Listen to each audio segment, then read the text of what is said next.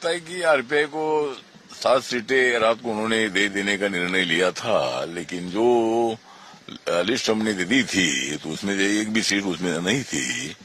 तो अचानक हमारे पास का कैंडिडेट जो है कैंडिडेट एकदम अचानक नए कैंडिडेट लेना मुश्किल था और बीजेपी ने पहले से हमको चर्चा में लेने की आवश्यकता थी और बीजेपी शिवसेना का अलायंस होने से मुझे लगता है कि उनको भी मतलब थोड़ा सा प्रॉब्लम था, लेकिन पहले से चर्चा होनी चाहिए थी और पहले से चर्चा में अगर आरपीआई को लेते थे तो जो सीटें वो अभी उन्होंने छोड़ी थी उस पर भी हम कैंडिडेट तैयार कर सकते थे, लेकिन रिपब्लिकन पार्टी को की तरफ अनदेखी करने का प्रयत्न बीजेपी ने किया है। ये बात अच्छी नहीं है, हमारे समाज में भारी नाराजगी है।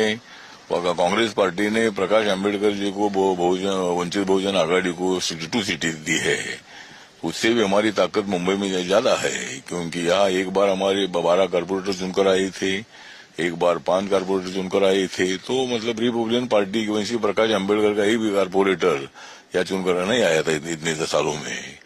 तो आरपीआई की ताकत होने के बावजूद भी बीजेपी ने क्यों ऐसा किया मुझे मालूम नहीं है, लेकिन अभी हमने ये निर्णय लिया है कि हमारे मुंबई में 38 सीटें जो है 38 सीटें हम मैत्रीपूर्ण लड़ेंगे और बाकी के सीटों पर हमारा बीजेपी को और शिवसेना को सपोर्ट रहेगा। हम महायुति के साथ रहेंगे ही, लेकिन 38 सीटों पर हम चुनाव लड़ रहे हैं।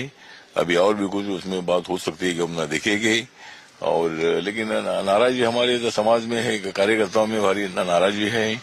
महाराष्ट्र में भी अनेक जगह पर सीटें नहीं दी गई है। भिवंडी में एक सीट दी है, ठीक है, एक सीट वहां दी गई है। पनवेल में एक सीट दी गई है। न्यू बॉम्बे हो, कल्याण डोंबिवली हो, वहां भी सीट हमको नहीं मिली है।